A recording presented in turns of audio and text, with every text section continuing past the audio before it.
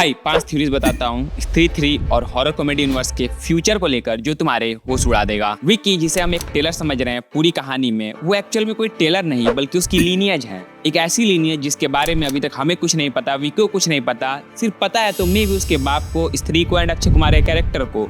And ये मैं मजाक से हटकर बोल रहा हूँ क्योंकि पहली बात तो उसकी माँ एक तबायफ थी, जैसा कि उसके पिता ने बताया। उसके पिता ने कभी शादी नहीं की, लेकिन ये सारी बातें काफी ज्यादा कॉम्प्लिकेटेड हैं। एंड अगर ऐसा होता तो भाई रक्षक कैसे बनता? डैट मीन्स या तो उसके पिताजी एंड वो एक काफी अलग लीनियज से आते हैं, फिर जो तबायफ थी वो किसी एक बहुत बेहतरीन लीनियज से आती है, सुपरनेचुरल लीनियज से आती है, जिसके बारे में ना ही इसके पिता को पता है ना ही इसे पता है। लेकिन जब आगे कहानी बढ़ेगी तब स्त्री या फिर कोई और इसे जरूर बताएगा इसके लीनियज के बारे में, या फिर ये किसी ऐसी जगह जाए जहाँ से ये एक्चुअली में बिलोंग करता है एंड वहाँ पे वो सुपर नेचुरल एंटिटीज इसे इसके पास्ट को याद दिलाने में मदद करें, इसके असली अस्तित्व को बताने में मदद करें। एंड में भी वहाँ से उसके पावर की अपराइजिंग होगी एंड हमें विक्की कैरेक्टर एक सुपर नेचुरल एंटिटी में बदलते हुए दिखेगा। मतलब उसके पास कुछ सुपर नेचुरल पावर्स हैं टेलरिंग की। अब टेलरिंग से तुम मजाक मत समझना कि वो कपड़े सिएगा, मे भी वो लोगों को मुक्ति दिला सके, आत्माओं को मुक्ति दिला सके, आत्माओं को कंट्रोल कर सके, मुर्दा को जिंदा कर सके अपने टेलरिंग एबिलिटी से, या फिर साइकोकाइनेटिक की एबिलिटीज हो। अब जो भी एबिलिटीज होंगी वो तो बात की बात है, बट सबसे बड़ा जो सवाल उठता है स्त्री 2 देखने के बाद कि आखिरकार विक्की ही क्यों रक्षक है? श्रद्धा का पूरा कैरेक्टर असलियत में विक्की एंड पूरे चंदेरी को धोखा दे रहे हैं, उनकी आंखों में धूल झोंक रही है।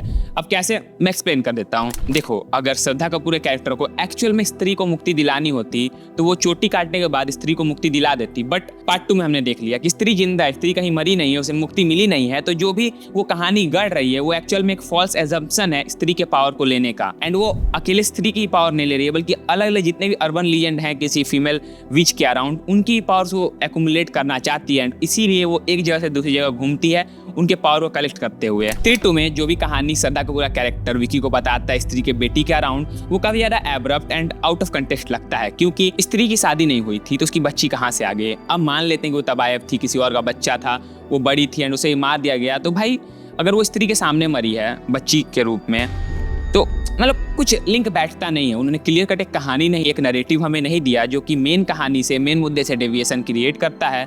एंड मे बी श्रद्धा का पूरा कैरेक्टर विक्की को वो कहानी सुनाती है ताकि वो विक्की के साथ वो इमोशनल बॉन्ड क्रिएट कर सके, वो कनेक्शन जिंदा रख सके, जो कनेक्शन उसे और आफ्टर लाइफ के वर्ल्ड, मतलब जो भूतों के रेलम है और हमारा जो रेलम है, दोनों को कनेक्ट करता हो। इसी के साथ एक और मेरा एजम्पशन है कि जो श्रद्धा का पूरा कैरेक्टर एंड अक्षय कुमार का जो कैरेक्टर है ना, ये दोनों रिलेटेड हैं एंड ये दोनों मिलकर अलग अलग अर्बन लीजेंड के पावर को एक्युमुलेट कर रहे हैं ताकि वो वर्ल्ड पे काबू कर सकें। एंड विक्की के फुल पोटेंशियल पर पहुंचने का भी वो इंतजार कर रहे हैं क्योंकि विक्की के पास कुछ ऐसी पावर्स होंगी जो उन्हें पूरे वर्ल्ड पे, पूरी दुनिया, पूरे भारतवर्ष पर काबू करने में मदद करे। जितने भी अंडरवर्ल्ड के डेमन्स हैं, जितने भी पावर्स हैं, एंटिटीज हैं, उन पे काबू करने की power they they. And Vicky के पास भी वैसी पावर है जो कि अभी तक अनलिस्ट नहीं की है उसने। जैसे वो अनलिस्ट करेगा तब तक ये दोनों भी उसकी मदद लेकर उतने पावरफुल हो जाएंगे कि दोनों मिलकर इसे टक्कर दे सके एंड उसके पावर को एब्जॉर्ब कर सके। ये काफ़ी एक एब्रप्ट सा रास्ता है। तो भाइयों, ये थी स्त्री की थ्योरीज। अब जो नेक्स्ट 2 थ्योरीज आने वाली हैं वो mod of supernatural horror universe की अपकमिंग मूवीज को लेकर हैं। स्त्री 2 के एंड में हमें अपकमिंग मूवीज का हिंट दिया गया, जिसमें जो सबसे इंटरेस्टिंग हिंट था वो ये था कि भाई दिल्ली में एक बंदा है जो कि लोगों के गले से खून चूसकर उन्हें मार रहा है, जो कि साफ साफ इंडिकेशन है वैम्पायर्स ऑफ विजयनगर या फिर थामा, जो भी तुम उसे बोलना चाहो। अभी एक्चुअल नाम कंफर्म नहीं हुआ है, लेकिन वैम्पायर्स की मूवी होने वाली है जिसका शूट नवंबर में शूट होगा, जिसके लीड रोल में आयुष्मान खुराना एंड रश्मिका मंडाना है एंड दोनों ही काफ़ी फेबुलस एक्टर हैं। तो मेरे पास 2 थ्योरीज हैं। पहली थ्योरी ये है कि भाई आयुष्मान खुराना एंड रश्मिका मंडाना प्यार में होंगे, वो कहीं घूमने जाएंगे एंड वो कहीं घूमने गए हैं, वहाँ पे उन पे बैट का हमला हो जाएगा, आयुष्मान खुराना को कोई बैट बाइट मिल जाएगी, कोई इन्फेक्शन फैल जाएगा एंड वो वैम्पायर बन जाएगा, जस्ट लाइक मॉर्बियस में जैसा हुआ था। मैं जानता हूँ काफ़ी फक्ट अप कहानी है, बट या जस्ट एजम्पशन ले लेते हैं। एक जो दूसरी थ्योरी वो तुम्हें मे भी ज़्यादा एक्साइट करें, तुम वो ऐसा कुछ देखना चाहो।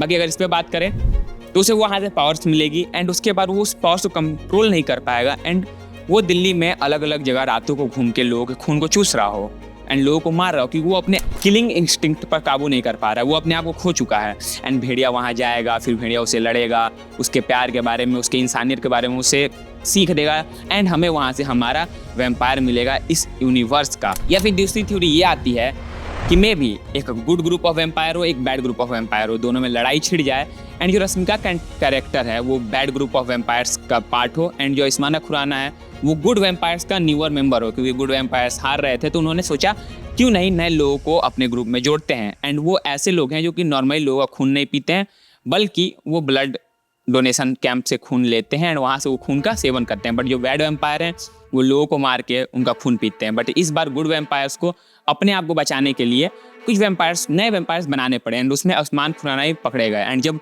आसमान खुराना पहली बार रश्मिका कैरेक्टर से लड़ाई पर उतरेंगे, उन्हें उनसे प्यार हो जाएगा, दोनों प्यार में गिर जाएंगे and they will team up, क्योंकि रश्मिका मंडाना एक अच्छी वैम्पायर है बैड वैम्पायर्स ग्रुप में। तो वो उनके सीक्रेट्स, उनके हाइडआउट्स आके इन्हें बताएगी, भेड़िया की मदद से डायरेक्टली आएगी नहीं तो उन्हें पता चल जाएगा एंड वहाँ से वो बैड वैम्पायर्स को ख़त्म कर देंगे एंड हमारी कहानी प्रोग्रेस करेगी। दोनों तरीके काफ़ी अच्छे हैं, अब मेकर्स के ऊपर है, मेकर्स क्या चुनना चाहें एंड यहीं पे ये कहीं पे अपने भेड़िया को भी घुसा देंगे, मुनिया को भी घुसा देंगे एंड ऐसे सॉर्ट ऑफ अपने यूनिवर्स को प्रोग्रेस करेंगे। क्योंकि जो नेक्स्ट थ्योरी है वो एक्चुअल में बिग फैट डैडी को बताने वाली है एंड अगर वो बिग फैट डैडी है एंड अपनी सदा कपूर का कैरेक्टर अच्छा है तो जो मैंने पहली जो थ्योरीज दी हैं वो डिस्कार्ड हो जाती हैं। बट फिर भी जो पहली थ्योरी है वो ज़्यादा सेंस बनाती है, क्योंकि जब तुम तुम पूरी मूवी देखते हो, पूरे यूनिवर्स को अगर तुमने देखा है तो तुम्हें समझ में आ जाएगा ये क्या करना चाहते हैं। जब तुम ये बात को समझते हो, तुम रियलाइज़ कर लेते हो कि अक्षय कुमार का कैरेक्टर एक्चुअल में बिग फैट विलन है इस पूरे यूनिवर्स का, जो कि सरकटे के पावर्स को अपने अंदर डाल चुका है। जैसे उसने उस लावा को पिया, उसके अंदर सरकटे का पावर आ चुका है। अब सरकटे की पावर्स क्या क्या हैं, तो जितना मुझे समझ में आता है उसका सुपर स्ट्रेंथ है, फ्लाई कर सकता है, कूद सकता है, फान सकता है and sort of telekinesis, telepathy, जो भी टाइप की पावर्स होंगी। एंड अक्षय कुमार का कैरेक्टर कोई आम कैरेक्टर नहीं है, मे भी उसका कुछ और मिस्टिकल्स पावर हों जो कि इसके पावर के साथ मिलाकर वो स्त्री को कैप्चर करना चाहता हो, क्योंकि मे भी स्त्री एक ऐसी कड़ी है इस पूरे कहानी का जिसके पास बहुत ज़्यादा पावर है बट वो उसे अनलिस्ट नहीं कर पाती है, वो करती नहीं है, करना नहीं चाहती, वो दूसरों के अफेयर्स में इंटरफेयर नहीं करना चाहती है। एंड मे भी अक्षय कुमार का कैरेक्टर उसी के पीछे जाए एंड उसे बचाने के लिए विक्की एंड बाकी जितने भी कैरेक्टर हैं लगे हों, क्योंकि अक्षय कुमार का कैरेक्टर सुपर पावरफुल हो जाएगा इस लावा को पीने के बाद। एंड उसने और भी कुछ अर्बन लीजेंड्स जो भी हैं उनके पावर्स को एब्जॉर्ब कर रखा है। तो मुनिया से लेके जितने भी हमारे और भी कैरेक्टर इस कहानी के जो भी हीरोज़ हैं वो मिलकर उसे हराएं। देखो ये बहुत स्कैटर्ड बट रियलिस्टिक पीसेस है कहानी की। जितने भी तुमने अभी तक थ्योरीज देखी होंगी वो काफ़ी ऐसे हाइपोथेटिकल बातें करते हैं, बहुत श्योर शॉट होकर बात करते हैं। बट ऐसी कोई भी चीज़ें नहीं जो तुम श्योर शॉट होकर कहानी के बारे में बोल दो, क्योंकि तुमने इस कहानी को फ्रेम नहीं किया, तुम्हारा ये आइडिया नहीं है। तो तुम जितने भाई फोर्सफुल तरीके से लोगों को प्रूफ करवाना चाहते हो कि नहीं भाई यही कहानी होगी, वो सच नहीं है भाई। अलग अलग क्रिएटर है, सबकी अपनी चॉइस है कि कैसे कहानी आगे बढ़े। ये मेरा पर्सनल टेक है कि कहानी ऐसे आगे बढ़ सकती है। अगर मैं लिखता कहानी तो मैं ऐसे ही लिखता, मैं इसी 4-5 अलग अलग चीज़ों के अराउंड कहानी को घुमाता, मैं भी इसमें और भी चेंजेस करता विथ डिफरेंट ड्राफ्ट्स।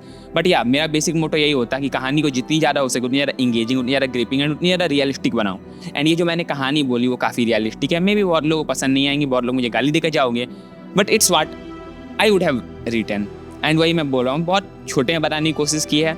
ये वीडियो और लंबा खींच सकता था but I don't want to do that, क्योंकि मेरा प्राइमरी जॉनरा नहीं है कि भाई मैं स्टोरी प्रेडिक्ट करूँ, फ्यूचर बताऊँ, ट्रेलर रिव्यू करूँ। नहीं, मुझे कहानियाँ देखना पसंद है, उनको रिव्यू ने क्रिटिसाइज़ करना पसंद है, क्योंकि पर्सनली मेरे को भी लिखना पसंद है, तो मुझे मज़ा आता है वो करने में। एंड अगर आपको काफ़ी ट्रूथफुल एंड बेबाक ओपिनियन चाहिए मूवीज़ के ऊपर तो हमारे चैनल को सब्सक्राइब करें, क्योंकि आपको इससे अच्छा और ट्रूथफुल ओपिनियन कहीं और नहीं देखने को मिलेगा।